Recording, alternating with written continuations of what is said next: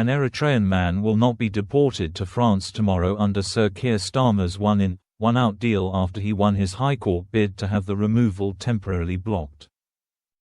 The asylum seeker, who cannot be named for legal reasons, is bringing a legal claim against the Home Office, asking the court for a block on his removal.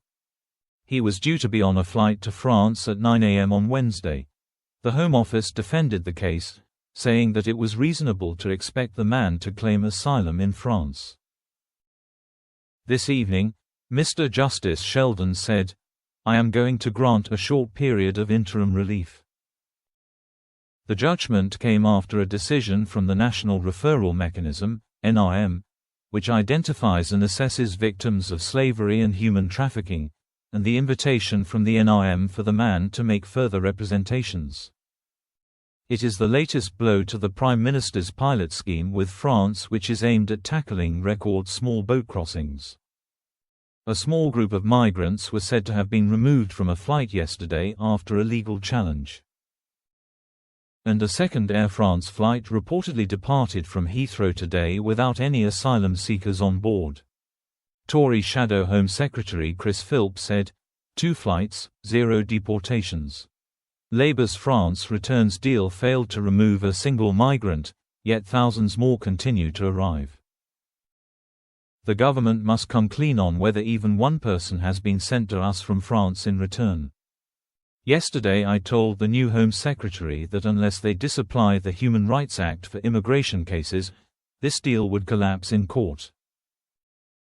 She refused, and here is the predictable result.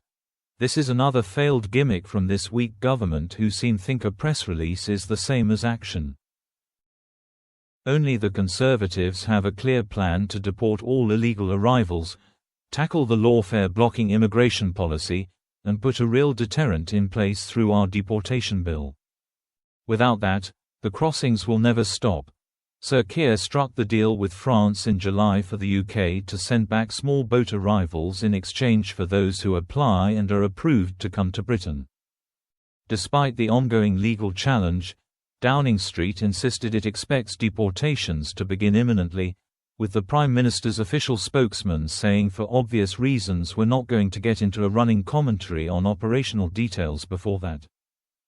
Sonali Naik KC, for the unnamed man, told the court on Tuesday the man faces a real risk of destitution if he is put on a flight to France. Ms. Naik KC said there is a serious issue to be tried about whether or not the man would be destitute if returned to France. The barrister continued, "We are not dealing with a charter flight, it is simply a postponement." Ms. Naik told the court the case concerns a trafficking claim and that her client, who alleges he has a gunshot wound in his leg, claims he is vulnerable. The court heard that about a third of asylum seekers in France are not accommodated and they are given a daily allowance of €7.50. Kate Grange KC, for the Home Office, said in written submissions that the man travelled to Italy in April 2025, before travelling to France and arriving in the UK in August 2025. She continued, "The claimant asserts that he was destitute, but no less than 2 charities had indicated they would provide him with accommodation if he claimed asylum. It is no answer that the claimant had friends who had claimed asylum and were living on the street, or that he wasn't sure how long accommodation was being offered. He could have claimed asylum." Ms. Grange continued that the agreement between the UK and France pursues an important public objective. She added, "Serious injury and death, including of children, from small boat crossings in the English Channel is a grave social and political concern at the present time.